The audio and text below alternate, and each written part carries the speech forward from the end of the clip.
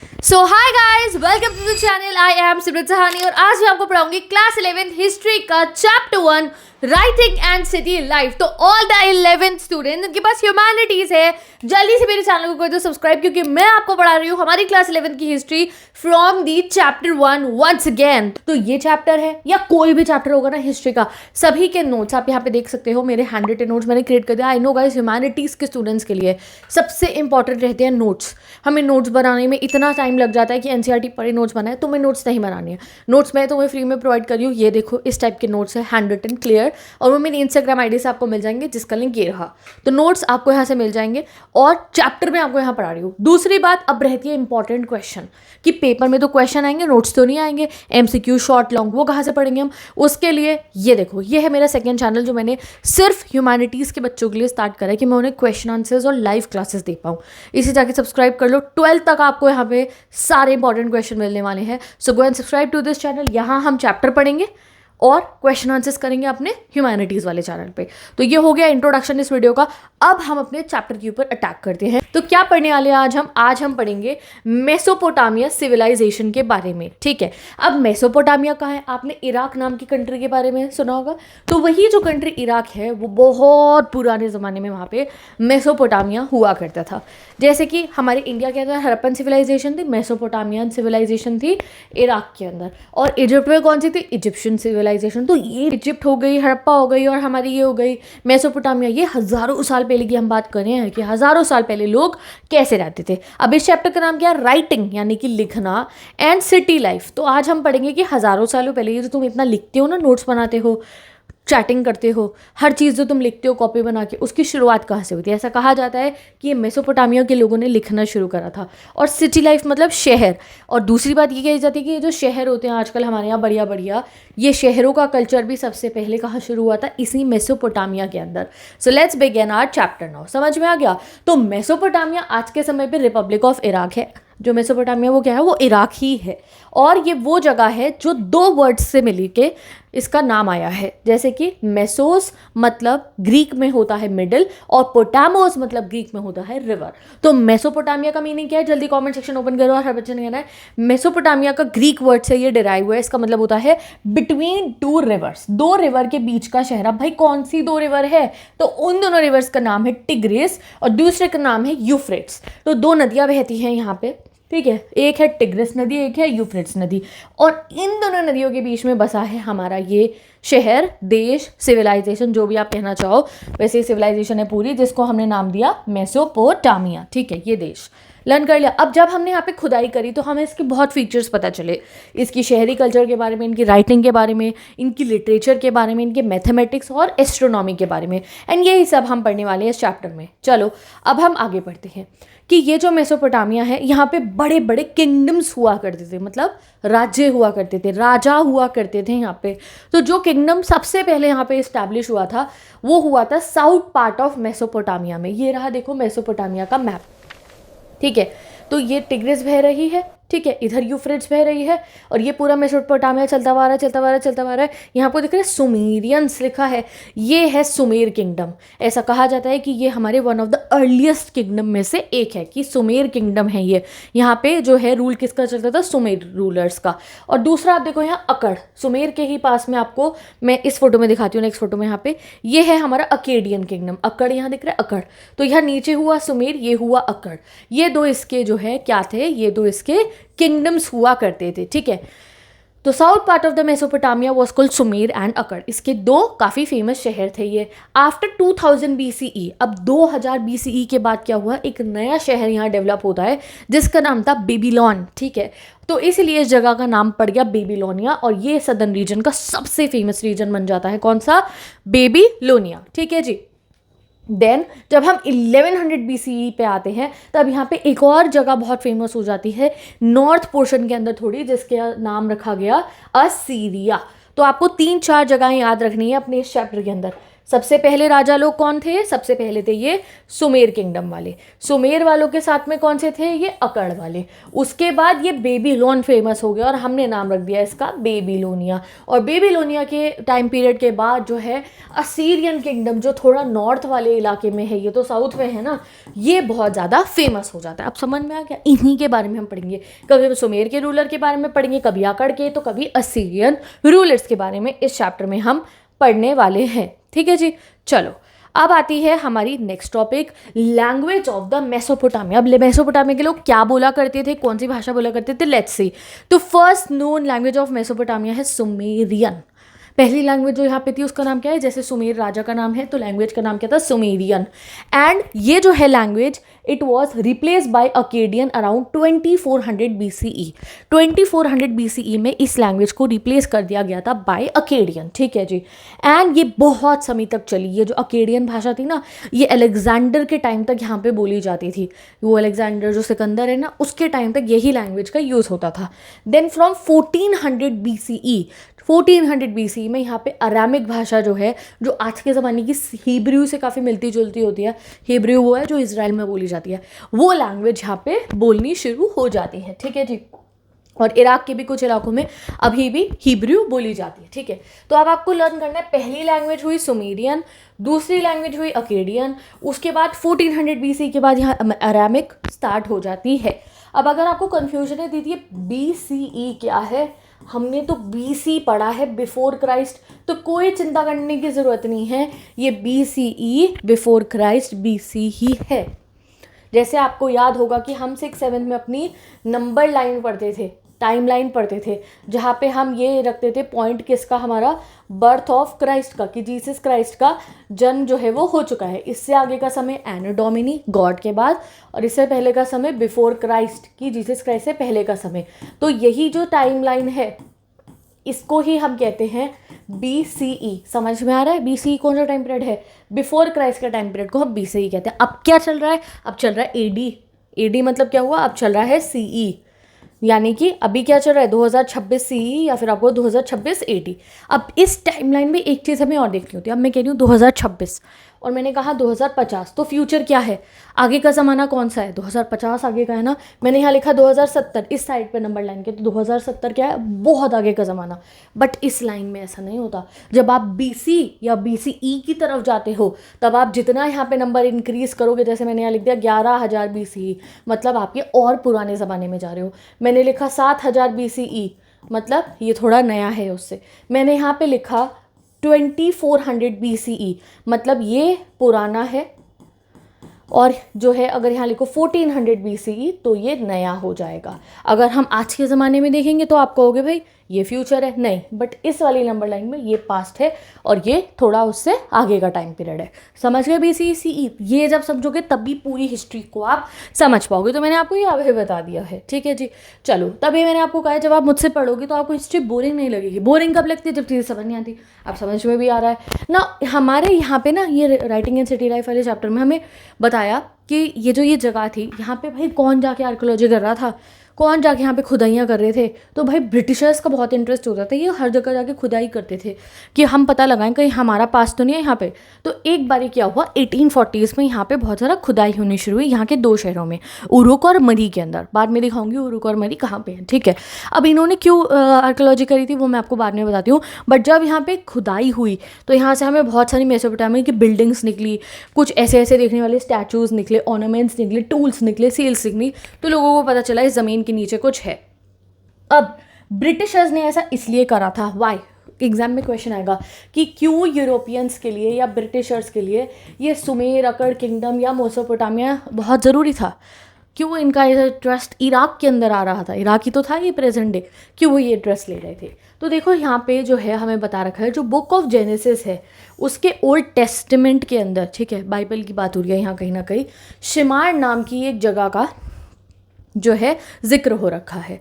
शिमार मतलब होता है Sumer, land of brick build cities, यानी कि एक ऐसी जगह जहाँ पे ईंटों की बनी हुई शहर हैं। इनकी बुक में लिखा हुआ था, किसके? यूरोपियंस की। तो उन्हें लगा कहीं हमारे पूर्वज भी यहाँ तो नहीं रहते होंगे, तो इसीलिए इन्होंने इस जगह की खुदाई करी। Travellers and scholars from Europe, बार बार लोग यहाँ आते रहते थे। क्यों? क्योंकि उन्हें लगता था मेसोपोटामिया उनका पूर्वजों का लैंड है, ठीक है। नाउ मिड 19th सेंचुरी से एक और बात आ जाती है। इन लोगों को ऐसा लगता है 1873 के अंदर एक ब्रिटिश न्यूज़पेपर जो है वो फंड करता है पूरा का पूरा, एक आपको बहुत पैसे देता है ब्रिटिश म्यूजियम आर्कियोलॉजिस्ट को, और कहता है कि एक टैबलेट ढूंढ के लाओ, एक टैबलेट ढूंढ के लाओ जहाँ पे बाइबल की जो नोहा वाली स्टोरी है ना वो दे रखी होगी। टैबलेट क्या होते हैं, ये जो मेसोपोटामिया के लोग थे वो गीली मिट्टी के क्ले से पत्थर बनाते थे और उस पर लिखा करते थे, उससे कहते हैं टैबलेट। फोटो देख लेना, आगे दिखाऊंगी मैं आपको। तो वो कहते हैं ब्रिटिश म्यूजियम में बहुत पैसा दिया जाता है ब्रिटिश म्यूजियम के थ्रू कि आप लोगों को क्या करना है, आप लोगों को क्या करना है, वो टैबलेट ढूंढ के लानी है पत्थर की जिसके ऊपर नोहा के आर्क वाली स्टोरी गिवन हो। क्या आपको पता है नोहा के आर्क वाली स्टोरी?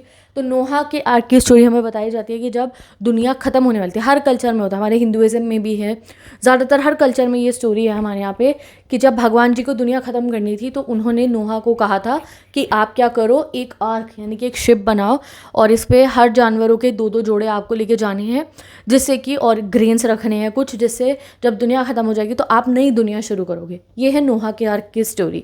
तो नोहा के आर्क वाली स्टोरी जो है कि जो रिटन फॉर्म है वो ढूंढने को इन्हें लगता है कि वो मिलेगी सुमेर से आकर से इनको, तो वो ढूंढने के लिए ये फंड करते हैं। अब ऐसे ही मेसोपोटामिया के अंदर भी एक स्टोरी है जिसमें जो है एक जिसमें भगवान जी ने ये ऑर्डर दिया था कि एक आर्क बना के आपको बचाना है दुनिया को। उसमें जो प्रिंसिपल कैरेक्टर है उनका नाम है ज़ियुसुद्र। क्या नाम है? ज़ियुसुद्र। जैसे यहाँ पे नोहा नाम है, इनका ज़ियुसुद्र है। तो बहुत सारे लोगों ने चेक करा, ढूंढा बट वो टैबलेट कभी मिली नहीं। By the 1960s it was understood that the stories of the old testament were not really true but were ways of expressing memories of historical changes. But जब कुछ इतना खोजने के बाद मिला नहीं तो इन्हें लगा मे बी ये जो स्टोरी गिवन है कि सुमेर इनके एंसेस्ट्रल लैंड है वो गलत हो। अब आते हैं हम अपने नेक्स्ट टॉपिक पे, मेसोपोटामिया और उसकी ज्योग्राफी। ज्योग्राफी मतलब मेसोपोटामिया कैसा था, ठीक है।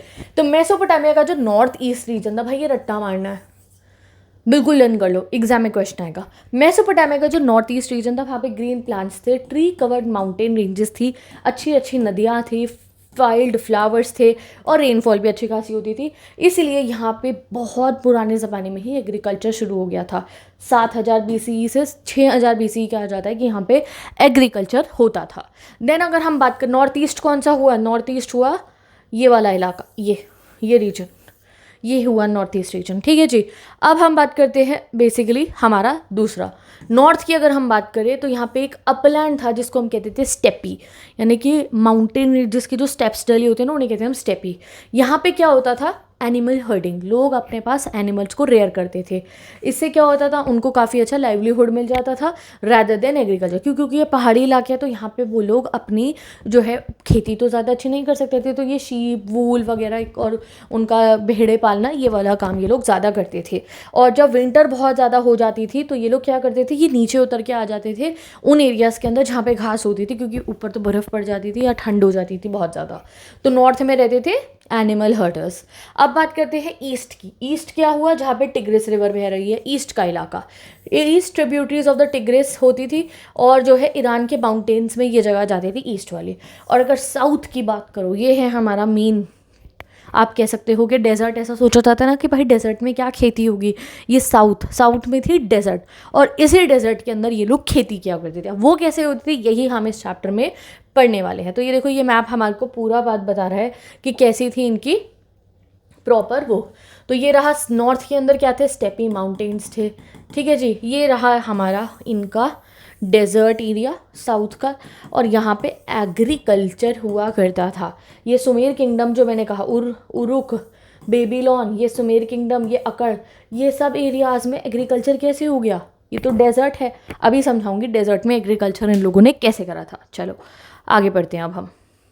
ये है हमारी हिस्ट्री का सबसे बड़ा सच कि जो डेजर्ट एरियाज़ है वहीं से हमारे पहले शहर डेवलप होते हैं। अभी तक हमें लगता है कि पहला शहर कौन सा था, न्यूयॉर्क, जैसे हम आजकल बड़े बड़े शहर हैं, लंदन है, दिल्ली है, ये सब बड़े बड़े शहर हैं। हमारा हिस्टोरिकल टाइम्स का पहला शहर था ये उरुक, मरी, सुमेर किंगडम के शहर। ये जो शहर हैं ये डेजर्ट के अंदर बने थे। कैसे बने थे यही हमें आंसर करना है। तो this desert could support cities because यहाँ पे रिवर यूफ्रेट्स और जो टिग्रिस है वो माउंटेन से जो बड़ी अच्छी खासी मिट्टी लेकर आ रही थी ना, उससे यहाँ पे जो है एग्रीकल्चर हो पाया। अब मैं आपको दिखाती हूँ इस फोटो से, आपको समझ में आएगा कि यहाँ पे एग्रीकल्चर कैसे हो पा रहा था। सपोज करो ये रिवर बहती हुई आ रही है, ठीक है, ये पहाड़ों में से रिवर टिग्रिस बहती हुई आ रही है, ये रिवर यूफ्रेट्स बहती हुई आ रही है, और यहाँ पे है डेजर्ट की मिट्टी। तो क्या होता था, क्योंकि डेजर्ट की जो सॉइल होती है वो काफ़ी सैंडी सॉइल होती है, और वो काफ़ी उसमें से पानी बहुत अच्छे से मूव करके चला जाए अगर पानी आ जाए उसके ऊपर, और वो बहुत हल्की सी मिट्टी होती है। तो जैसे ही डेजर्ट में एंटर करता था रिवर टिग्रिस और यूफ्रेट्स का पानी, तो वो ढेरों ऐसे चैनल्स में जो है फैल जाता था। इस वजह से, क्योंकि यहाँ पे ये एक तो रिवर का पानी भी आया, और जब रिवर पहाड़ों पे से बहती हुई आती है ना, तो जो टॉप सॉइल होती है जिसको हम कहते हैं ह्यूमस, या फिर जैसे आपको सबसे अच्छी मिट्टी जो होती है जिसमें सिल्ट होती है, जिसमें एग्रीकल्चर होता है, वो लाके यहाँ जमा कर देती थी। इसलिए ये जो ग्रीन वाला पोर्शन था, ये दोनों रिवर्स की सबसे अच्छी सॉइल लेकर आता था पहाड़ों पे से, और यहाँ पे ग्रीन ग्रीन ग्रीन बना ही हुआ है, यहाँ पे एग्रीकल्चर प्रैक्टिस हो जाता था। इस वजह से इनके डेजर्ट के अंदर भी, रेगिस्तान में भी हम एग्रीकल्चर कर पाए थे। क्यों? क्योंकि ये दोनों रिवर्स अच्छी मिट्टी और पानी लेकर आ रही थी। ठीक है, तो अब समझ में आ गया आपको कि इनका साउथ में क्यों हो पा रहा था। आफ्टर द यूफ्रेट्स, अब ये चीज़ जो मैंने आपको समझाई है वो इंग्लिश में बुक में लिखी है, जैसे ही यूफ्रेट्स डेजर्ट में एंटर करती थी वो स्मॉल स्मॉल चैनल्स में खुल जाती थी। ये चैनल्स क्या करते थे, ये चैनल्स इरिगेशन कैनाल का काम करते थे। इनको कैनाल बनाने ही नहीं पड़ते थे, अपने आप कैनाल मिल जाते थे इनको, और इससे वो वीट, बार्ले, पीस, लेंटिल्स सब उगाया करते थे। सारे एंशियंट सिस्टम्स में से, जैसे हम रोमन एम्पायर की बात करें, it was the agriculture of southern Mesopotamia जो सबसे प्रोडक्टिव था। तो सबसे प्रोडक्टिव एग्रीकल्चर जैसे इजिप्ट का कहा जाता है अच्छा था, इनका उनसे भी अच्छा था। क्यों? क्योंकि इनके पास जो है रेनफॉल भी थी, और अगर रेनफॉल नहीं भी होती थी तो भाई वो मिट्टी आती थी ना बढ़िया वाली, और वह टिग्रिस का पानी था कैनाल से, उससे ये कर लेते थे। नॉट ओनली एग्रीकल्चर, मेसोपोटामिया में शीप और गोट भी काफ़ी अच्छी रहती थी। ये काफ़ी अमीर थे। क्यों?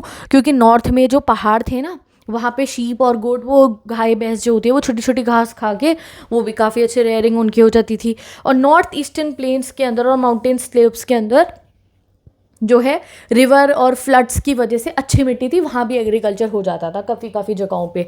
और ये जितने भी शीप गोट्स हैं, ये मिल्क, मीट, वूल, ये सब एबंडेंस में प्रोवाइड करती थी, और ये बेचा भी करते थे ये चीज़ों को।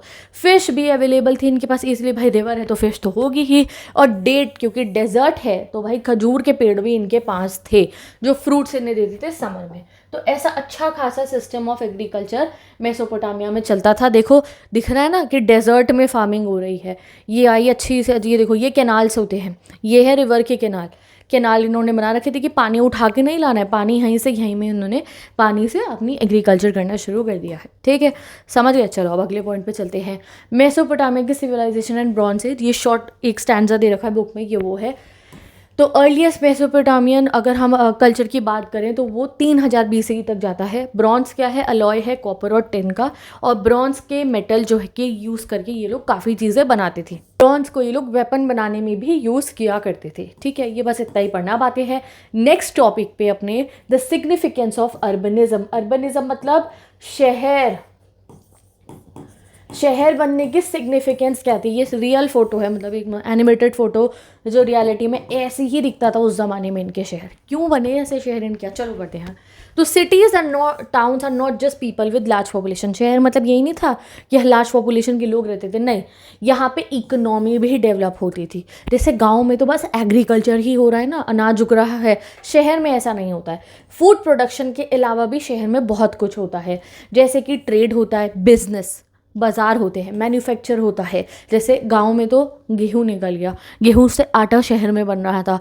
ऑयल के सीड्स, सरसों के दाने तो निकल गए एग्रीकल्चर के थ्रू गांव में, वो पहुंचती थी शहर में और वहाँ से उनका तेल निकाला जाता था।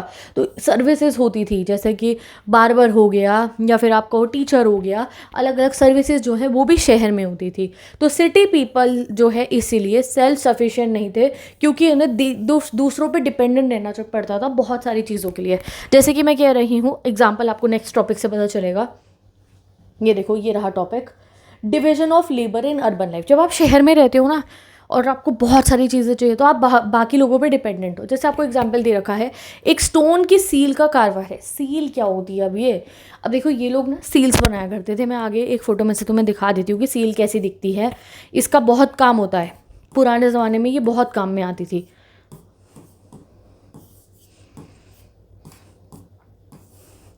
ये देखो, ये होती हैं सील्स, एक स्टैम्प होता है ना जैसे आजकल के, उस टाइप से। इस पे कुछ ना कुछ ये ड्रॉ करके नक्काशी करके बनाते थे, ऐसे गीली मिट्टी पे बना रहे हैं, मेटल्स पे भी बनती थी, क्ले पे भी बनती थी, हर चीज़ पे सील बनती थी। ये आइडेंटिटी की तरह काम करती थी कि ओनर की आइडेंटिटी इससे पता चलेगी, हर इंसान की अपनी सील है, राजा अपनी सील बनवा रहे, तो सील बहुत बनती थी। तो यहाँ पे हमें बता रखा है कि शहर में जब लोगों ने रहना शुरू करा तो बहुत बिजनेसेस इमर्ज हुए और ऐसे शहर की लाइफ बनी, ठीक है। तो जैसे कि एक स्टोन सील मैंने आपको दिखा दी, उसके कार्वर की ही बात करें जो उस पर लिखता है, ठीक है। उसे राजा ने कहा भाई तुझे ये मुझे पोएम लिख के देनी है सील के ऊपर। तो वो स्टोन सील कार्वर को सबसे पहले ब्रॉन्ज के टूल चाहिए होंगे, ब्रॉन्ज के बने हुए टूल, ठीक है, जिससे वो उसके ऊपर लिखेगा। अब उसके अलावा उसको कलर्ड स्टोन्स भी चाहिए होंगे। अब वो स्टोन खुद थोड़े ढूंढ के लाएगा, किसी से खरीद लेगा, ठीक है। और जो है साथ ही के साथ में उसको कार्विंग भी करनी पड़ेगी, क्योंकि जो सील के ऊपर लिख रहा है उसकी स्पेशलाइजेशन क्या है कि वो लिख सकता है। उसकी स्पेशलाइजेशन ये नहीं है कि वो टूल बना सकता है, नहीं, टूल उसे किसी और से खरीदना पड़ेगा। जो टूल मेकर है वो टूल बस बना ही सकता है, उसके पास रॉ ब्रॉन्ज तो नहीं होगा ना, वो उसे किसी और से खरीदना पड़ेगा। इसलिए हर चीज़ के लिए लोग एक दूसरे पे डिपेंडेंट है। जैसे हमारे यहाँ आजकल होता है, अगर तुम्हें केक बनाना आता है या अगर तुम्हें ब्रेड बनानी आती है तो क्या आटा उगाना आता है तुम्हें? नहीं, तुम बाज़ार से जाके खरीदोगे। बाज़ार में आटा कहाँ से आया? वो चक्की से आया। चक्की पे कहाँ से आया भाई? वो ग्रेन्स आए होंगे उनके पास में। ग्रेन किसने उगाए? फार्मर ने। तो एक पूरा सिस्टम चलता है ना, यही सिस्टम हमें यहाँ पे एक्सप्लेन कर रखा है कि पुराने ज़माने में ऐसे शुरुआत हुई थी शहर के कल्चर की, ठीक है जी। चलो आगे बढ़ते हैं। देयरफॉर इसीलिए शहरी कल्चर शुरू हुआ, शहरों में लोगों ने बसना शुरू करा।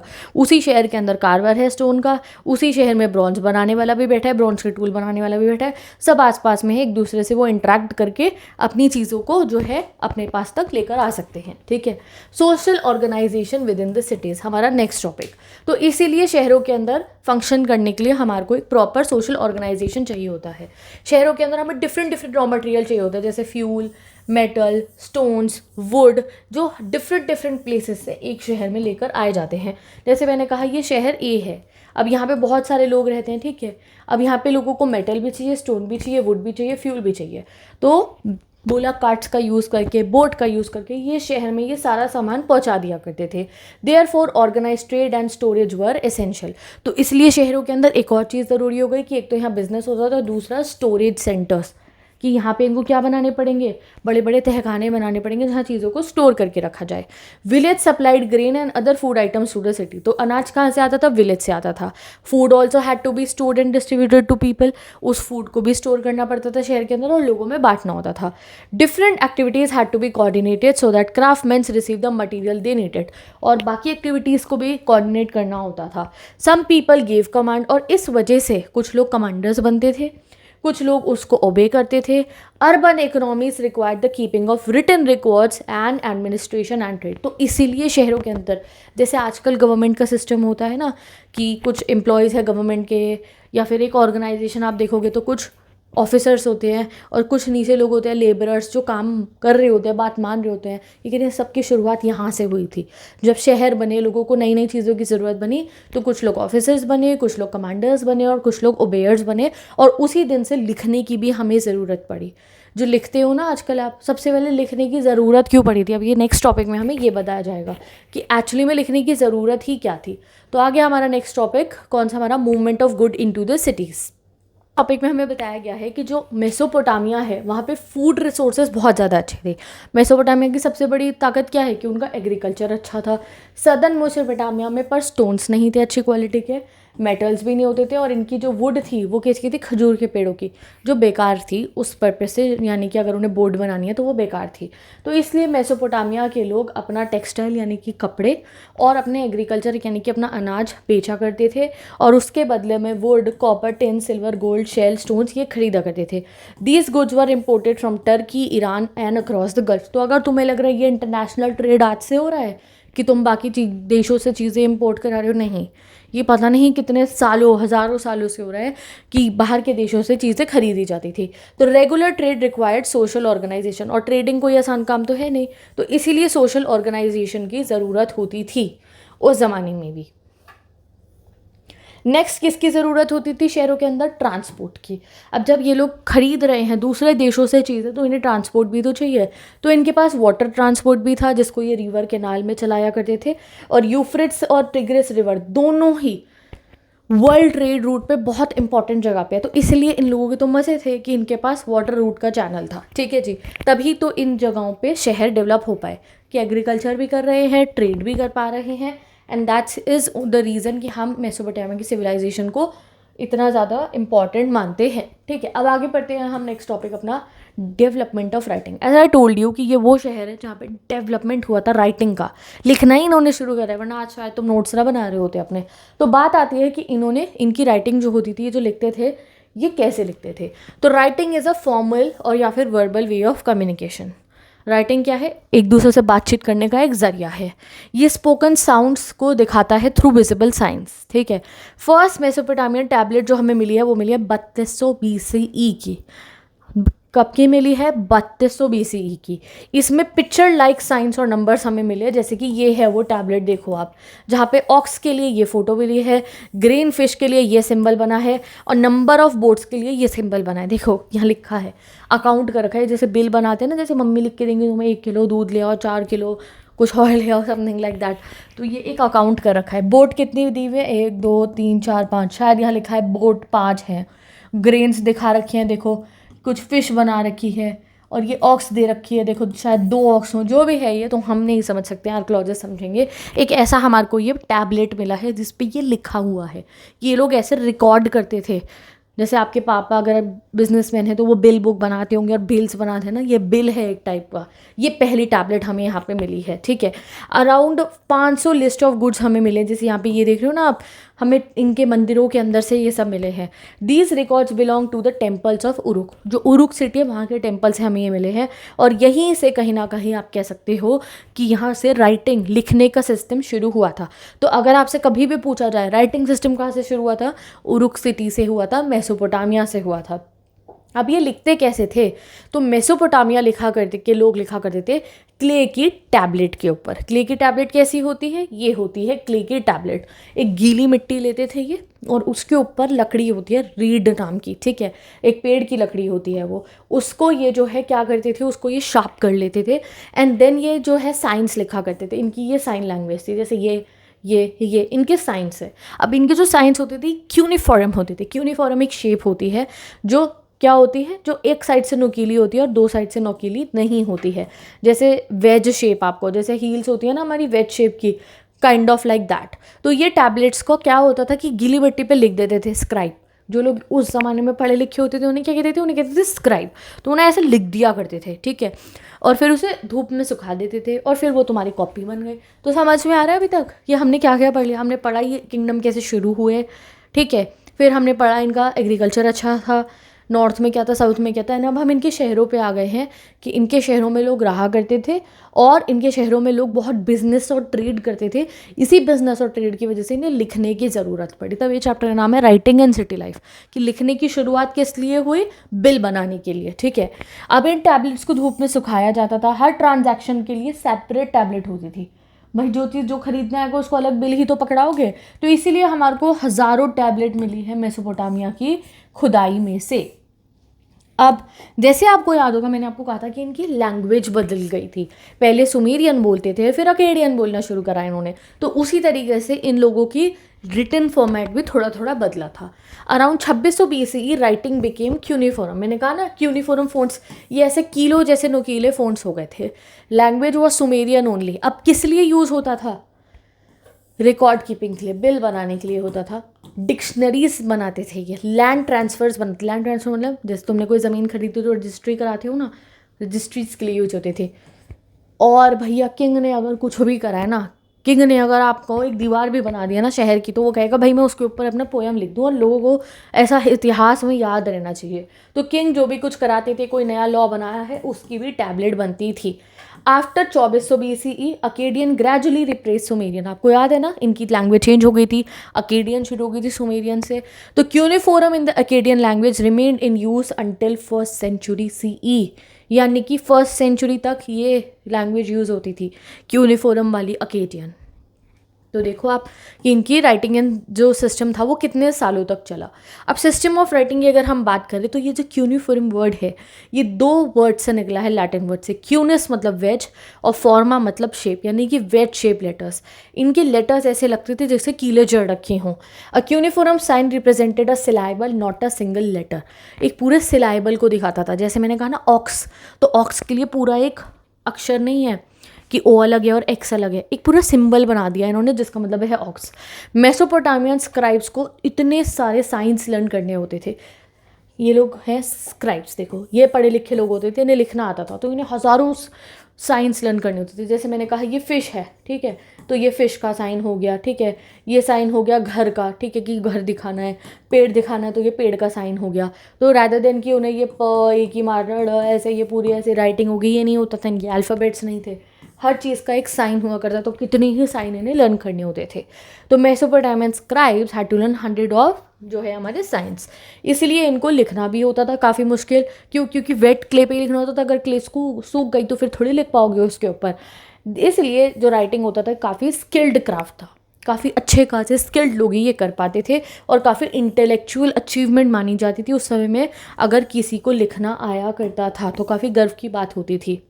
तो it was also an important intellectual achievement as it represented the sounds of language in visual form, कि आप जो सोच रहे हो उसे विजुअल फॉर्म में कन्वर्ट कर रहे हो उस ज़माने में, काफ़ी बड़ी बात थी।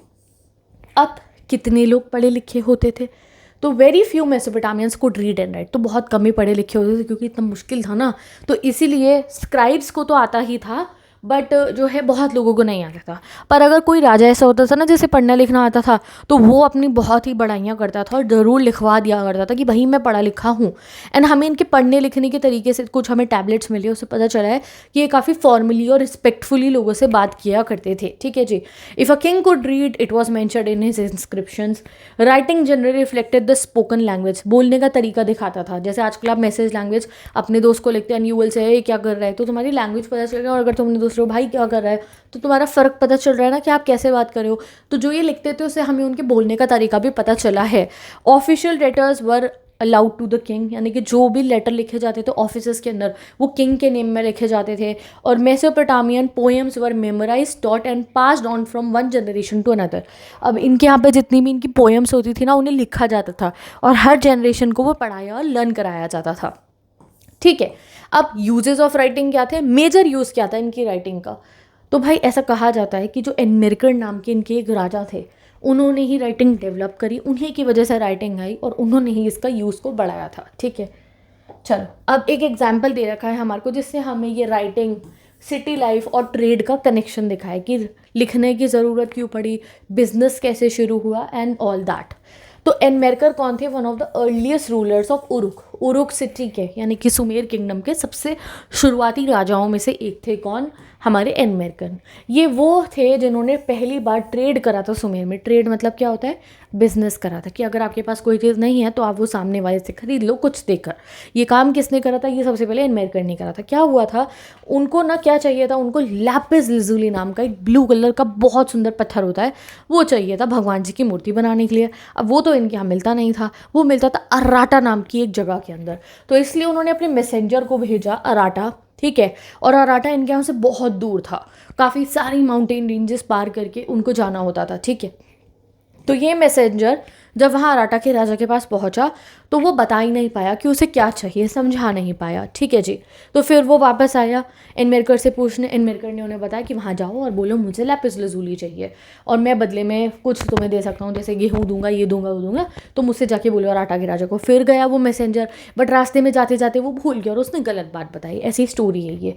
फिर वो वापस आया, फिर एनमेरकर ने बताया कि ये जाके बोलना है, उसने फिर गलत बात बताई। अब जब वो लास्ट टाइम वापस आता है तो एनमेरकर ने क्या करा, एक क्ले की टैबलेट उठाई और उस पर उसे लिख के दे दिया कि लो ये पकड़ा देना उसे जाके, मैंने लिख के दे रहा हूँ, जैसे तुम्हारी मम्मी तुम्हें लिस्ट देती हैं। तो as the messenger became tired and mixed up the messages, Enmerkar ने उसको एक क्ले की टैबलेट पे लिख दिया। And according to this epic this was the beginning of writing on clay, और इस दिन से क्ले पे लिखने की शुरुआत हुई थी, ऐसा कहा जाता है। तो ये एक पोएम है, एक एपिक है, इनकी कहावत है कि इस तरीके से एनमेरकर ने लिखने की शुरुआत की थी। कि किस लिए हुई शुरू? ट्रेड के लिए हुई थी राइटिंग शुरू। और जब अराटा के लीडर ने वो क्ले देखी कि भाई कि कितने इंटेलिजेंट लोग हैं, क्ले पे लिख के लाए क्या है, वो बहुत खुश हो जाता है और वो लैपिस lazuli उनको दे देता है। तो the story say that kingship organise trade and writing. तो स्टोरी से क्या पता चल रहा है, सारा क्रेडिट किसको दे दिया हमने, राजा जी को, कि भाई इनकी वजह से ही ट्रेड शुरू हुआ और इनकी वजह से ही राइटिंग शुरू हुई। Writing was a means of keeping record, sending messages and a symbol of Mesopotamia का अर्बन कल्चर। तो मेसोपोटामिया के शहरों की एक शान हुआ करती थी लिखना। अब आते हैं गाइस हम अपने नेक्स्ट टॉपिक के ऊपर। अब हमने राइटिंग वाला पोर्शन सारा पढ़ लिया है, अब हम पढ़ेंगे अपना सिटी लाइफ वाला पोर्शन कि मेसोपोटामिया के शहरों में हुआ क्या करता था, लिखते ही रहते थे क्या, ये नहीं, और भी बहुत कुछ करते थे। Let's study. अगला topic urbanisation in southern Mesopotamia. Urbanisation मतलब शहरों के बारे में अब हम पढ़ेंगे। राइटिंग वाला टॉपिक खत्म, अब हम सिटी लाइफ के बारे में पढ़ेंगे। तो temples and the first cities, तो इसमें टेम्पल भी पढ़ेंगे और पहले शहर का बने थे, both thing we will study. तो 5000 BCE की लगभग टाइम पीरियड पे इनके यहाँ शहर बनने शुरू होते हैं। शहर 3 जगहों में बने थे, एक बने थे टेम्पल्स के आसपास में, दूसरे थे ट्रेड सेंटर्स पे, यानी कि जहाँ पे ये लोग ट्रेडिंग किया करते थे, कहीं पे अनाज बिक रहा है, कहीं से वो लोग कुछ खरीद रहे हैं, उन जगहों के आसपास में। और तीसरा इंपीरियल सिटी, यानी कि जहाँ पे राजा रहता था, वो तो शहर बनेगा ही ना। 3 टाइप के शहर इनके यहाँ पे होते थे। तो जो अर्लीस्ट टेम्पल होते थे इनके यहाँ पे, पहले हम टेम्पल वाले शहर के बारे में पढ़ते हैं कि वो शहर जो टेम्पल में बसा करते थे। तो क्या हुआ था, देखो इनके यहाँ के जो स्टार्टिंग के टेम्पल्स होते थे वो क्या होते थे, एक स्मॉल श्राइन, श्राइन मतलब होती है एक आपको जो ऐसे मूर्ति रखी होती है ना, वो गर्भगृह के अंदर वो जगह जो हुई श्राइन होती थी एक छोटी सी, ठीक है, मेड ऑफ अनबेक्ड ब्रिक्स, जो किससे बनी होती थी, ईंटों से बनी होती थी। And temple were considered the home of God. कौन कौन से गॉड्स की पूजा करते थे, गॉड ऑफ मून, ठीक है जी, इनाना नाम की गॉडेस की भी ये पूजा किया करते थे, ठीक है जी। तो चलो अब आगे बढ़ते हैं। अब जैसे जैसे टाइम बढ़ता गया तो इनके जो टेम्पल्स थे ना, पहले तो छोटा सा ही होता था टेम्पल बड़े होने लग गए। टेम्पल में और कमरे इन्होंने बनाने शुरू कर दिए और टेम्पल में इन्होंने बाकी काम करने भी शुरू कर दिए। जैसे टेम्पल में ही एक ऑयल प्रेस लगा दी जहाँ तेल निकल रहा है, टेम्पल में ही इन्होंने चक्की लगा दी जहाँ लोग अनाज पीस रहे हैं। तो टेम्पल के आसपास में इन्होंने अपना बिजनेस वाली चीज़ें करनी शुरू कर दी। तो earlier temple look similar to a ordinary house because they were believe to be the houses of gods. तो पुराने ज़माने के इनके टेम्पल घरों की तरह ही लगते थे कि ये भगवान जी का घर है। और स्पेशल फीचर इनके टेम्पल्स का ये होता था कि यहाँ outer walls had regular projection and recesses going in and out, ठीक है, यानी कि आप ये फोटो देखो, ऐसे दीवारें अंदर बाहर को निकली हुई थी। इस टाइप के जो है इन लोगों के टेम्पल्स की दीवारें हुआ करती थी, ठीक है। अब इनके टेम्पल्स के फंक्शन क्या थे, तो भाई एक पूजा तो करते ही थे, उसके अलावा मैं आपको बता रही हूँ, सबसे पहले पीपल वर्शिप करते थे, भगवान जी को ग्रीन कर्ड और फिश चढ़ाया करते थे। भगवान जी को ही हर चीज़ का ओनर माना जाता था कि अगर खेत पे कुछ अनाज निकला है, तो जैसे हमारे यहाँ हिंदुज़म में हम मानते हैं और हर कल्चर में कहा जाता है कि सब दिया हुआ किसका है, भगवान का ही है ना। ये लोग भी ऐसे ही मानते थे कि फिशरीज है, हमारे पेड़ है, पौधे हैं, वो सब भगवान ने दिया। तो हर चीज़ का ओनर कौन है, राइटफुली गॉड है, ठीक है। एंड मैनी इकोनॉमिक एक्टिविटीज़ भी ये लोग टेम्पल में ही करते हैं, जैसे ऑयल प्रेसिंग, ग्रेन ग्राइंडिंग मैंने आपको कहा ना। फिर इन्होंने कपड़े बनाने, स्पिनिंग चरखे से, वो भी शुरू कर दिया। वीविंग ऑफ वुलन क्लोथ्स भी इन्होंने शीप से, वो सब इन्होंने टेम्पल के आसपास में ही और कमरे बना के करना शुरू कर दिया। तो टेम्पल इसलिए एक फैक्ट्री की तरह भी बन गया कि टेम्पल के अंदर ही बहुत सारे जो है प्रोडक्शन हो रहा है, ठीक है जी। दे एम्प्लॉयड मर्चेंट्स एंड वर्कर्स, और फिर टेम्पल ही क्या करता था, मर्चेंट्स यानी कि व्यापारी जो बेच के आएंगे उन चीज़ों को, और वर्कर्स को एम्प्लॉय करता था जो ये सब काम करेंगे। दे मेंटेन रिटन रिकॉर्ड्स, अब जब वो लिखेंगे ना कि अच्छा आज इतना सारा गेहूँ निकला, तो लिखने की भी ज़रूरत पड़ी, तो राइटिंग रिकॉर्ड्स करना भी टेम्पल में ही शुरू हुआ था। और डिस्ट्रीब्यूट करा ग्रेन की, भाई इस वाले शहर में इतना चीज़ें बिकी, इस शहर में इतनी बिकी, bread, beer, fish, flour, animals, सब कुछ को इन्होंने लिखना शुरू करा। तो ओवर टाइम्स जो है क्या हुआ, टेम्पल जो मंदिर होते थे वही पहली ऐसी बिल्डिंग बनी शहर की जो शहरी कल्चर को लेकर आ पाई, ठीक है। जैसे आजकल बैंक है, पोस्ट ऑफिस है, हर चीज़ अलग अलग है ना। पहले सब काम कहाँ होता था, टेम्पल में ही होता था। टेम्पल में ही लाइब्रेरी होती थी, टेम्पल में ही रिकॉर्ड रूम होता था, टेम्पल में ही सारे काम होते थे। तो over time temples became the main urbanisation institution, जो रिलीजन और इकोनॉमिक लाइफ मेसोपोटामिया की दोनों कंट्रोल करता था। तो सिटी लाइफ किसका देन है, भाई भगवान जी की तो है, उनके घर में ही तो हो रहा था सब। चलो अब इनका एग्रीकल्चर मैंने आपको बताया था ना बहुत अच्छा है, बट ऐसा नहीं है कि इनके एग्रीकल्चर में कोई प्रॉब्लम नहीं होती थी, काफ़ी प्रॉब्लम भी होती थी। वो क्यों होती थी, तो ऑल्दो मेसोपोटामिया का एग्रीकल्चर काफ़ी फर्टाइल था, इतनी अच्छी मिट्टी थी, एग्रीकल्चर अच्छा होता था, बट काफ़ी हैजार्ड्स होते थे। जैसे लेंचो वाला चैप्टर पढ़ा है तुमने, वो 10th में आता था, लेंचो की फसल ख़राब होती थी, इन लोगों की भी फसलें बहुत ख़राब होती थी। क्यों? क्योंकि ये जो यूफ्रेट्स रिवर थी ना, वो फ्लड लेकर आ जाती थी, कई बार पानी बहुत सारा ले आई तो वो पूरी अनाज को ख़राब कर देती थी। कभी कभी वो अपना रास्ता बदल लेती थी, क्योंकि डेजर्ट की मिट्टी में आ रही है ना, तो वो उस साइड चली गई, तुम्हारी फील्ड इधर है तो फील्ड की क्रॉप तो सूखी रह गई। एज अ रिजल्ट ये लोग पहले ही चेक कर लेते थे कि इस साल यूफ्रेट्स नदी का पानी वहाँ जाएगा, और ये अपने शहरों को, सॉरी विलेजेस को जहाँ एग्रीकल्चर होता था, बदलते रहते थे। हमारे पास रिकॉर्ड्स हैं कि ये लोग कभी कहीं है, कभी विलेज कहीं, कभी विलेज कहीं है, तो शिफ्टिंग एग्रीकल्चर ये लोग करते थे। Conflict arose over land and water also. अब इनकी लड़ाइयाँ लैंड और वाटर पे भी होती थी कि आपस में फार्मर्स लड़ रहे हैं। सबसे ज़्यादा होता था अपस्ट्रीम विलेजेस और डाउनस्ट्रीम विलेजेस के बीच में। कई बार अपस्ट्रीम विलेजेस जो है अपने केनाल में बहुत सारा पानी जो है वो निकाल लिया करते थे कि डाउनस्ट्रीम के पास पानी आता ही नहीं था। अपस्ट्रीम डाउनस्ट्रीम प्रॉब्लम देखो आप इससे समझो, अब जो नदी है वो यहाँ अपस्ट्रीम से बहती हुई आ रही है डाउन स्ट्रीम तक, तो कुछ लोग क्या करते हैं, जैसे अपस्ट्रीम के पास के जो गांव है उन्होंने बहुत पानी के कैनाल क्या हुआ, ये एक आपने ये नदी ने एक नहर निकाल दी, इसे हम कहते हैं कैनाल, तो इन्होंने बहुत सारा पानी निकाल लिया, तो नीचे जो पानी गया वो काफ़ी कम गया, बहुत कम पानी आता डाउन स्ट्रीम पे। तो फिर इनके वॉर होते थे कि तुम हमारा पानी लूट रहे हो।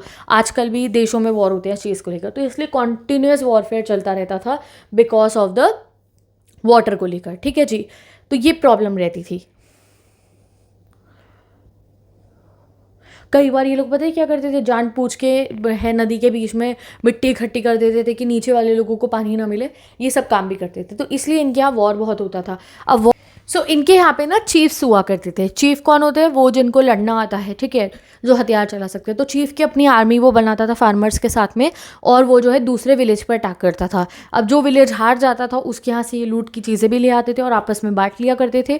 जो चीफ होता था उसको कहा जाता था कि वो सब अपने पास ना रखे, सब में बांटे उस चीज़ को, और साथ ही के साथ में वो जो हारा हुआ विलेज होता था ना, उनके यहाँ से पता है क्या लेकर आता था, बंधक बना लाता था वहाँ के लोगों को, और फिर उनसे ये लोग अपनी मजदूरी करा लिया करते थे। जो चीफ होता था वही ट्रेड ऑर्गेनाइज करता था, और वही बाद में राजा भी बनते थे, वही टेम्पल की वेल्थ को मैनेज करता था, वही अकाउंट रखता था। This increase the Kings authority and status in the community, और इसलिए जो है इसी तरीके से जो किंग है, जो चीफ्स हैं, उनकी अथॉरिटी बहुत ज़्यादा इंक्रीज हो जाती थी। ठीक है, ओके, तो अब हम पढ़ेंगे इनके उरुक सिटी के बारे में, जो यहाँ पे डेवलप हुई थी, कि वो डेवलप एक्चुअली में हुई कैसे, ऐसे एग्जाम में क्वेश्चन आएगा।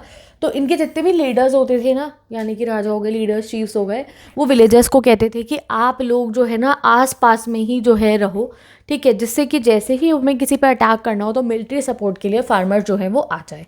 तो around 3000 BCE Uruk expanded to about 250 hectares. 3000 BCE में उरुक जो सिटी थी वो काफ़ी फैल गई, 250 हेक्टेयर्स की हो गई। Many small villages were deserted leading to a major population shift.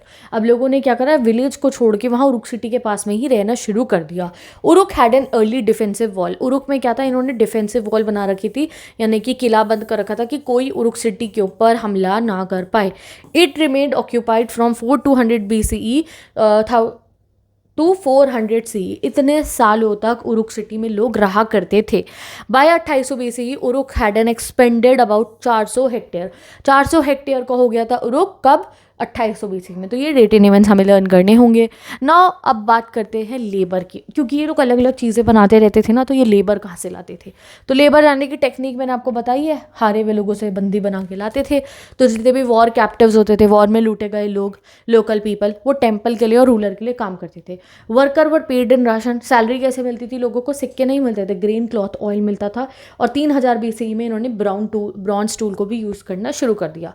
Architect build brick बनाते थे, ब्रिक कॉलम्स बनाते थे जिससे ये लोग अपने टेम्पल्स बना पाए, और कलर्ड क्ले कोन से यूज़ करते थे ये टेम्पल की वॉल्स को डेकोरेट करने के लिए। इनको शौक था अपने टेम्पल्स को बहुत सजाने का।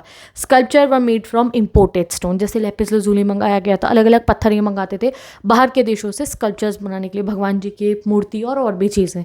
The potter's wheel enabled the mass production of pottery, और इनके बहुत बर्तन बने क्योंकि अब तक पॉटर व्हील का भी आविष्कार हो चुका था, तो उससे इन्होंने मास प्रोडक्शन करा पॉटरी का भी। अब एक हमें द सील, एक अर्बन आर्टिफैक्ट यानी कि एक शहरी आर्टिफैक्ट है ये, क्या? सील। मैंने आपको बता दिया है ये स्किल क्राफ्टमैन्स बनाते थे। इसका काम क्या है?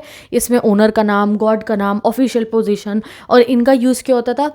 पैकेजिंग करने के लिए। जैसे आजकल आप अमेजोन से ऑर्डर मंगाते हो और सील नहीं है, आपने आईफोन खरीदते हो और वो सील तोड़ते हो ना, कि भाई अगर सील नहीं है तो मतलब नकली है या पुराना है, इसीलिए सील तब बनी थी। ये सील एक बैग के ऊपर लगा दी जाती थी कंटेंट को प्रोटेक्ट करने के लिए, ऑथेंटिक लेटर्स के ऊपर लगाई जाती थी कि इससे छेड़खानी नहीं कर रखी है।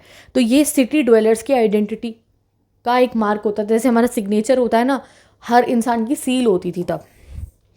अब आते हैं हम अपने नेक्स्ट टॉपिक पे, लाइफ इन द सिटी। तो लाइफ इन द सिटी कौन चलाता था? रूलिंग एलाइट, यानी कि अमीर लोग, राजा लोग, ठीक है, जिन पे सबसे ज़्यादा पैसे होते थे। Riches found in the royal tombs of Ur हमें बताता है कि इनके पास खूब पैसा था, सोना चांदी सब कुछ इनके पास होता था। The nuclear family was the common family system. ये लोग जॉइंट फैमिलीज में नहीं, न्यूक्लियर फैमिली में रहते थे। The father was the head of the family. इनके यहाँ पे अब इनके लोगों के बारे में पढ़ रहे हैं, शहर के लोग। अब मैरिजेस की बात करें मेसोपोटामिया की, तो मैरिज का कल्चर जैसे आजकल हमारे होते हैं ना, काइंड ऑफ वैसा ही था। Marriage required the consent of bride का पेरेंट, यानी कि दुल्हन के मम्मी पापा से आप लोगों को कंसेंट लेनी होगी कि वो शादी करना चाहते हैं या नहीं। Groom family give gifts to the bride family. अब यहाँ पे क्या होता था, ग्रूम की फैमिली, दूल्हे की फैमिली, लड़के की फैमिली को गिफ्ट देने होते थे, लड़की वाले गिफ्ट नहीं देते थे। During the wedding both families exchange, wedding वाले दिन पे दोनों गिफ्ट एक्सचेंज करते थे, खाना खाते थे और मंदिर में ऑफरिंग्स करते थे। The bride received her share of the inheritance from her father, और अपनी शादी के दिन ही ब्राइड को अपनी हिस्से की जितनी भी चीज़ें होती थी फादर से मिल जाती थी। द फादर्स हाउस, फील्ड, उनके हर्ड, बाकी चीज़ें जो होती थी फिर वो अपने बेटों को दिया करते थे। तो शादी वाले दिन लड़की को उसका हिस्सा मिल जाता था, बचे हुए जितना हिस्सा है वो फादर किसको देंगे? अपने बेटों को देंगे। इस तरीके का इनका सिस्टम था। अब आते हैं हम अपनी दूसरी सिटी पे, जिसका नाम है उर। तो अभी तक मैंने आपको कौन सी सिटी के बारे में पढ़ाया था? उरुक पढ़ लिया। अब पढ़ते हैं उर सिटी के बारे में, ठीक है जी। चलो, और ये रहा बेबीलोन। बेबीलोन के बारे में हमें इस चैप्टर में नहीं पढ़ा रखा है। तो Ur was one of the earliest excavated city, सबसे पुरानी सिटी जो एग्जैक्यूवेट हुई थी उनमें से एक है उर। ऑर्डिनरी हाउसेज यहाँ पे बहुत ही सिस्टमैटिकली बने हुए थे और इनका एग्जैक्यूवेशन हमने 1930 में करा। यहाँ पे पतली पतली गलियाँ थी, जो ऐसा दिखाता है कि टाउन प्लानिंग बिल्कुल नहीं थी। ये फोटो देखो, ये एनसीईआरटी की फोटो है, देख लो किस गिच पिच के घर बने हुए हैं, ये ब्लैक ब्लैक लाइन्स है, ये लोगों के घर दिख रहे हैं, गलियाँ दिख रही हैं, ये टाउन प्लानिंग नहीं हो रखी थी। यही चीज़ आप क्लास 12th में हड़प्पा वाला जब चैप्टर पढ़ोगे, इंडिया के अंदर जब हड़प्पन सिविलाइजेशन थी वहाँ टाउन प्लानिंग से शहर बनते थे। यहाँ पे goods were transported on donkey bag, क्योंकि कुछ गलियाँ इतनी पतली होती थी कि वहाँ बुलिया काटने जाएगी तो डोंकी बैग के ऊपर चीज़ें लाद के लेके जानी पड़ती थी। Street lens like those of Mohenjodaro were absent. Mohenjodaro क्या है? हड़प्पा, इंडिया, वही आगे अगले साल पढ़ोगे तुम ये कि स्ट्रीट ड्रेन्स होती थी, एक ऐसी गली जिसमें नाली ही है बस कि गंदा पानी वहाँ जाएगा। ये इनके यहाँ नहीं थी, हमारे यहाँ क्लीनलीनेस का बहुत ध्यान रखा जाता था। हाउसेस हैड ड्रेन्स, हाउसेस के अंदर नालियाँ थी, क्ले पाइप्स थे in the inner courtyard. Roof slopes inward to drain rain water into the सम्ब।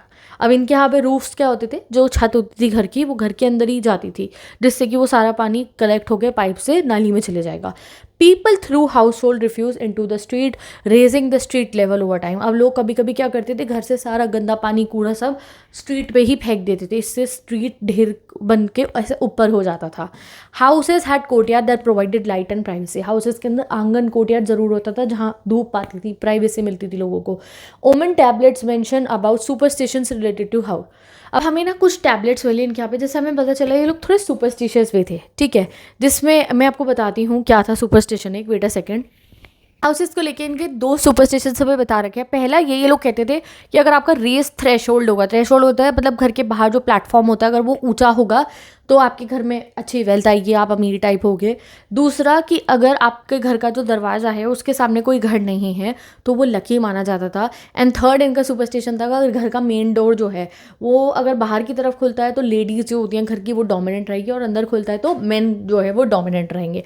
ऐसे कुछ इनके सुपरस्टिशंस थे ना। रॉयल एंड कॉमनर्स की ग्रेव हमें मिली है इन द टाउन की सिमेट्री, एक रॉयल सिमेट्री थी, वहाँ पे कॉमन लोगों की भी और राजाओं की ग्रेव्स मिली हैं। और कुछ लोग तो अपने घर के अंदर ही लोगों को दफन कर देते थे, यानी कि घर के फ्लोर में से ही। ओके, विद दिस हमने ओरोक सिटी के बारे में भी पढ़ लिया, उर के बारे में पढ़ लिया। अब हम लास्ट सिटी के बारे में पढ़ेंगे जिसका नाम है मारी। Let's study. ये टॉपिक है हमारा अ trading town in a pastoral zone, ठीक है। अब मरी कहाँ पे लोकेटेड है? मरी है काफ़ी स्ट्रेटेजिक लोकेशन पे लोकेटेड। ये देखो, ये देख रहे हो मरी, ये टिग्रिस और यूफ्रेट्स रिवर के एक ऐसी जगह पे बेस्ड है जहाँ से सारी बोट्स निकल के जाती थी। तो ये लोग ना वसूली किया करते थे, यानी कि जो कोई बोट यहाँ से निकल के जा रही है इनसे उठ के कहते थे हमें पैसे दो वरना हम तुम्हें आगे नहीं जाने देंगे। सो लेट्स स्टडी मरी के लोग कैसे अमीर हुए थे। आफ्टर 2000 BCE मरी जो है एक रॉयल सेंटर की तरह फ्लरिश करता है। ये अपस्ट्रीम पे लोकेटेड था, यूफ्रेट्स रिवर के ऊपर वाले हिस्से पे लोकेटेड था। एग्रीकल्चर एंड एनिमल रेयरिंग यहाँ पे होती थी, ठीक है, क्योंकि यहाँ पे भी अच्छी खासी मिट्टी थी। मोस्ट ऑफ मरी टेरिटरी वो use for pasturing sheep and goats, ठीक है। यहाँ पे ज़्यादातर क्या हुआ करता था, यहाँ पे पेस्चर करा जाता था शीप और गोट्स को। मरी के लोग एनिमल हर्डिंग करते थे, ठीक है जी। Herder exchange animal cheese, leather and meat for grain, metal and tools. तो ये यहाँ के लोग हर्डर्स होते थे, तो ये नीचे जो गाँव वाले होते थे उनसे क्या करते थे, उनको से ग्रेन खरीद लिया करते थे और अपना ये सब चीज़ें उनको बेच दिया करते थे। Manure from sheep and goats for useful for farming. तो फार्मर इनसे क्या खरीदता था, मैन्योर खरीदता था, बदले में अनाज दे देता था। कभी कभी इन लोगों के बीच में लड़ाइयाँ भी हो जाया करती थी, बिकॉज जो है हर्डर्स को डैमेज क्रॉप्स और रेड विलेजेस। कभी कभी ये हर्डर्स कौन थे, बंजारे, इनका घर तो नहीं था, तो कई बार ये क्या करते थे, लूटपाट करते थे फार्मर्स के यहाँ पे, या उनकी क्रॉप्स के रास्ते पे ऐसे चल के जाते थे, इनकी क्रॉप खराब कर देते थे। Settle farmers sometime denied pastoralist across the rivers to access the river and the canal. अब कभी कभी सेटल्ड फार्मर की, ये रिवर के पास में जो फार्मर बैठे कहते थे हम तुम्हें अपनी रिवर का पानी नहीं लेने देंगे या हम तुम्हें यहाँ से जाने नहीं देंगे। इनकी ऐसी लड़ाइयाँ होती थी ऐसी बातों को लेकर। नाउ आगे बढ़ते हैं नोमैडिक कम्युनिटीज़ ऑफ मेसोपोटामिया के बारे में, यही एनिमल हर्डर्स के बारे में। तो nomadic communities were from the western desert entered Mesopotamia, ठीक है। तो वेस्टर्न डेजर्ट के साइड से इनके यहाँ आई थी। ये क्या काम करते थे, हर्डर्स भी थे, लेबरर्स भी थे। जब फार्मर्स को ज़रूरत होती थी ना हार्वेस्ट करने के सीज़न में, ये वहाँ जाके जॉब मांग लेते थे और हायर सोल्जर्स की तरह भी ये लोग काम करते थे। सम बिकेम प्रॉस्परस, और कुछ फिर बहुत अमीर हो गए, एंड सेटल डाउन, और उन्होंने अपना ही एक पूरा राज्य बना लिया। फॉर एग्जाम्पल इन्हीं नोमैड्स में से एक है कौन, अकेडियंस। मैंने आपको बताया ना बाद में अकड़ किंगडम आ गया, तो ये अकड़ किंगडम किन का था, फार्मर्स का नहीं था, एनिमल हर्डर्स के ही एक राजा का किंगडम था, कि इन्होंने इतना पैसा कमा लिया फिर कि इन्होंने अपना एक राज्य ही शुरू कर दिया। एमोराइट्स किंगडम आ गया, आप हिस्ट्री में पढ़ोगे। असीरियन, आर्मेनियन, ये सब कौन थे, ये सब वो लोग थे जिन्होंने एनिमल हर्डिंग से ही पैसे कमाए थे अपने। एंड इस शहर के बारे में जिसको हम पढ़े हैं मारी, इसका लीडर भी कौन था, एक एमोराइट था। कौन था, एक एमोराइट था, ठीक है। तो मारी आप यहाँ देख रहे हो, ये मारी, ये असीरिया, यहाँ पे एमोराइटी किंगडम था।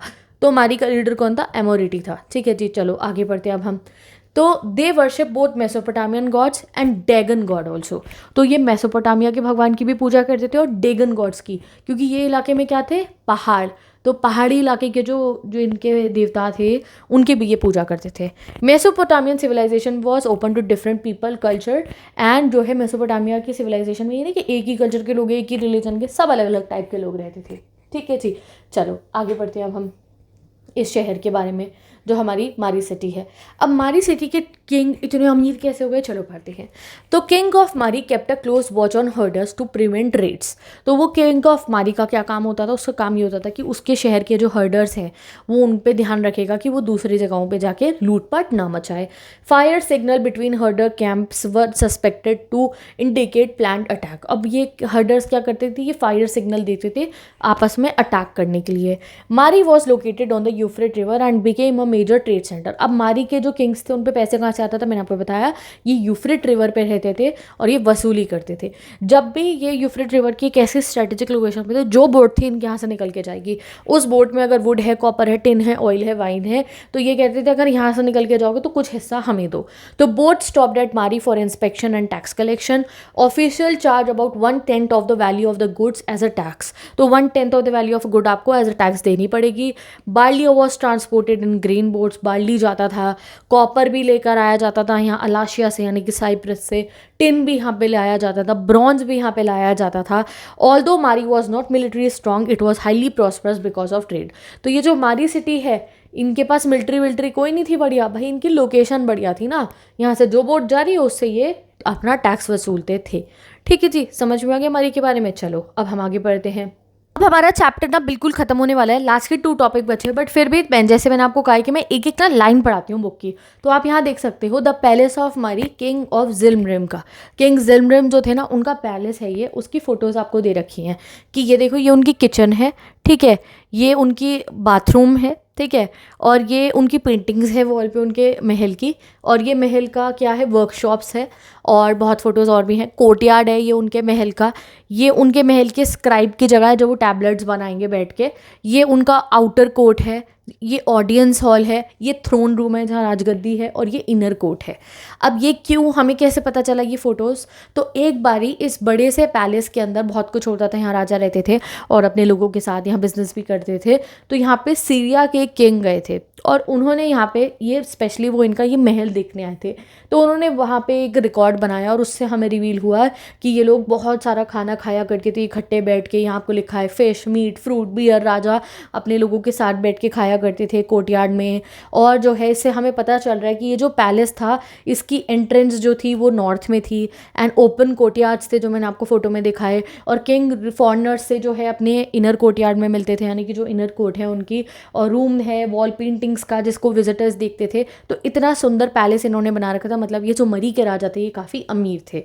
बस यही आपको पढ़ना है, MCQs में आ जाता है। अब आते हैं हम अपने लास्ट टॉपिक पे, यानी कि सेकेंड लास्ट टॉपिक पे, सिटीज़ इन मेसोपोटामियन कल्चर। देखो, मेसोपोटामिया के लोग अपने शहर के कल्चर का काफ़ी गर्व करते थे कि हम गांव वाले टाइप के लोग नहीं हैं बस, कि हमारे यहाँ सिर्फ गांव नहीं है, हमारे यहाँ शहर भी हैं। मेसोपोटामियन वैल्यूड सिटी लाइफ, यहाँ पे अलग टाइप की कम्युनिटीज़ थी, कल्चर्स थे, ये सब इकट्ठे लेते थे।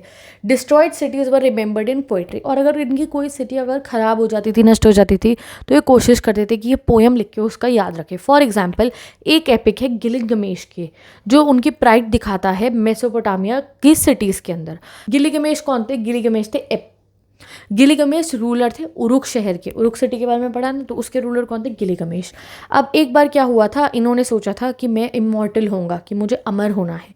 अब अमर होने के लिए इन्होंने काफ़ी पैतरे आजमाए, और अमर तो इन्हें समझ में आया कि मैं हो नहीं सकता हूँ। तो एक दिन ये अपनी शहर की गलियों में निकल के शहर की दीवारों को देख रहे थे, तो इन्होंने सोचा कि मैं अमर नहीं रह सकता, बट मेरी ये शहर की दीवारें तो अमर रह सकती हैं ना। तो इसलिए उन्होंने क्या करा, पोएम्स लिखी, जिससे आगे तक, जैसे आज तक हम उरुक के बारे में पढ़ रहे हैं, कि मेरा शहर जो है वो अमर हो जाए। तो he find consolation in the city walls and the fire bricks foundation of Uruk. ये एपिक शो करता है कि जो सिटी थी वो कंसिडर करी जाती थी lasting achievement greater than any individuals life. तो उन्होंने सोचा मैं तो अमर नहीं रह सकता हूँ, बट अगर मेरी ये उरुक सिटी अमर रहेगी तो वो और बेटर रहेगा। ठीक है जी, तो ये एक एपिक है गिलगमेश रूलर की।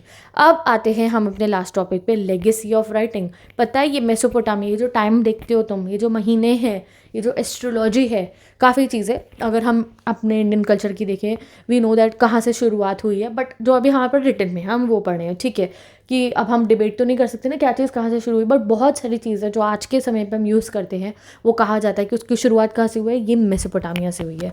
ग्रेटेस्ट लेगेसी ऑफ मेसोपोटामिया है हमारी मैथमेटिक्स और टाइम। ठीक है, अराउंड 800 BCE हमें कुछ टैबलेट्स मिली जहाँ पे मल्टीप्लिकेशन हो रखा था, डिवीजन हो रखा था, स्क्वायर एंड स्क्वायर रूट्स निकाले गए थे, कंपाउंड इंटरेस्ट का फॉर्मूला था जो आजकल हम यूज़ करते हैं वही। मेसोपोटामियंस मैथमेटिकल कैलकुलेशन बहुत ही क्लियरली कर लेते थे, और ये सिस्टम भी कि एक साल में 12 महीने हैं, ठीक है, एक महीने में 4 हफ्ते हैं, एक दिन में 24 घंटे हैं, एक घंटे में 60 मिनट है। ये सब किसने करा था? ये सब यहाँ मेसोपोटामिया में ही हुआ था, और बाद में अंग्रेज़ों ने, जैसे अलेक्जेंडर, रोमन्स और इस्लामिक वर्ल्ड ने और मेडिवल यूरोप ने इसे अडॉप्ट कर लिया। तो इन्होंने बाद में अडॉप्ट करा इसे। इसकी शुरुआत किसने करी थी? यही मेसोपोटामिया के लोगों ने ये सिस्टम बनाया था। इन्होंने सोलर और लूनर एक्लिप्स, जो चंद्र और सूर्य ग्रहण होते हैं ना, उसको भी ये रिकॉर्ड करते थे। They also recorded the position of stars and constellation भी इन्होंने लिखी हुई थी कि इतनी कॉन्स्टेलेशन है आसमान में। And these achievement were possible because writing in urban schools, क्योंकि इनके यहाँ पे राइटिंग हुआ करती थी, बच्चों को पढ़ाया जाता था। देखो ऐसे हाथ से लिख लिख के सिखाया जाता था बच्चों के एजुकेशन पे। स्क्राइब्स काफ़ी ज़्यादा जो है ध्यान दिया करते थे। School train scribes and scholar who copied and built upon earlier knowledge, और हर चीज़ को ये लिखा करते थे कि आगे लोग उसको याद रख पाए। विद दिस ये हमारा चैप्टर जो है एंड होता है। अब इसके 2 छोटे छोटे बॉक्स और हैं, तो चलो वो भी पढ़ लेते हैं अब हम। एन अर्ली लाइब्रेरी, तो आयरन एज की बात है। एक असीरियन थे, उन्होंने बहुत ही बड़ा एम्पायर बन गया था असीरियन एम्पायर। तो जो लास्ट असीरियन किंग थे जिनका नाम था असुरबेनीपाल, उन्होंने ना सोचा कि भाई मैं ना एक लाइब्रेरी बनाता हूँ, नाइनीव नाम का शहर है वहाँ पे, कि मेरे से पुराना जो कुछ भी यहाँ पे हुआ था ना उसका कलेक्शन हो। तो उन्होंने अपने यहाँ मेसोपोटामिया की हिस्ट्री, एपिक, ओमन लिटरेचर, एस्ट्रोलॉजी, हिम्स, पोएम्स जो भी थी उनको स्क्राइब से लिखवाया। ठीक है, और उनको कलेक्ट करा के लाइब्रेरी में रखवाया। तो आज के ज़माने में जैसे आर्कोलॉजिस्ट है, हम चाहते हैं हम अपनी हिस्ट्री को सिक्योर करें। ये इस टॉपिक का नाम क्या है, अर्ली लाइब्रेरी। इन्होंने उस ज़माने में एक लाइब्रेरी बनाई थी। He sent scribes to Babylonia to collect old tablets. इन्होंने अपने स्क्राइब्स को भेजा कि बेबीलोनिया से और पुरानी टैबलेट्स इकट्ठी करके लाओ। Sumerian continued to be taught in school, और इन्होंने क्या कहा, सुमेरियन हमारे यहाँ अभी भी पढ़ाई जाएगी जिससे लोगों को वो भाषा याद रहे। Important text including the epic of Gilgamesh इसी लाइब्रेरी से हमें मिली थी। तो असुरबेनीपाल की जो लाइब्रेरी है ना, उसकी वजह से हम मेसोपोटामिया को बहुत अच्छे से जान पाए। ठीक है, अब आता है next topic, the early archaeologist. इसमें हम पढ़ रहे हैं नेबुकोडनेस्सर नाम के एक किंग के बारे में, जिन्होंने बेबीलोनिया को असीरियन रूल से फ्री कराया था। बेबीलोनिया के ऊपर असीरियंस ने हमला करके उसे कब्जा लिया था, तो नेबुकोडनेस्सर ने ही उसे बचाया था। Then Babylonia became the very important city. Babylonia में ट्रिपल वॉल्स थी, पैलेसेस थे, टेम्पल्स थे और बड़े बड़े टावर्स थे। बहुत ही बढ़िया बन चुका था बेबीलोनिया। मैंने आपको कहा ना, हाइट पे था बेबीलोनिया। तो बेबीलोनिया वो centre of trade, mathematics and astronomy. अब बेबीलोनिया के आखिरी रूलर का नाम क्या था, नबोनीदस। क्या नाम था, Nabonidus was the last ruler of Babylonia. उन्होंने अपनी डॉटर को एज अ हाई प्रीस्टेस जो है बिठा दिया था after studying N ancient state steely. इन्होंने एक स्टीली होती थी टैबलेट की, उसमें पढ़ा था कि मंदिर में अपनी बेटी को जो है आप पुजारन बना दो, तो इन्होंने हाई प्रीस्टेस में रख दिया था। He carefully observe the priestess dress and jewellery shown on the stele, और देखा क्या ड्रेस और पहनी हुई है हाई प्रीस्टेस ने, वैसे ही अपनी बेटी को पहनाई। And Nabonidus also repaired the broken statue of Sargon king of Akkad. और इनको एक बार एक स्टैचू मिला था अकड़ के एक किंग का, ठीक है, तो इन्होंने उसको एग्जैक्टिवेट करा के ठीक करवाया। ये भी एक अर्ली आर्कोलॉजिस्ट थे, उसको सही करा के अपने वहाँ पे लिखवाया। His interest in ancient monuments and inscription make him an early archaeologist. तो एक बहुत पुराने ज़माने में भी आर्कोलॉजिस्ट हुआ करते थे। उनका नाम क्या था, ये रूलर थे कहाँ के, ये रूलर थे बेबीलोनिया के। विद दिस गाइस हमारा ये पूरा चैप्टर कंप्लीट होता है। एक एक लाइन मैंने आपको पढ़ा दी है हमारी एनसीईआरटी से, एंड आई होप तुम्हें समझ में आ गया होगा। कुछ है ही नहीं, कितना आसान है ना चैप्टर, देखा आपने कितने अच्छे से हमने पढ़ लिया। हाँ, लेंदी थोड़े ज़रूर होते हैं चैप्टर, बट इंटरेस्टिंग भी बहुत है। तो विद दिस मैं इस वीडियो को यहाँ पे एंड करती हूँ। आपको नोट्स मिल जाएंगे इंस्टाग्राम आईडी से। सेकंड चैनल को जाकर सब्सक्राइब करो, जहाँ क्वेश्चन आंसर्स कराऊंगी, और मिलेंगे नेक्स्ट वीडियो में। ऐसे में पॉलिटिकल एंड ज्योग्राफी भी आपको पढ़ाने वाली हूँ, तो सब्सक्राइब करके रखो चैनल को। Bye bye, best of luck.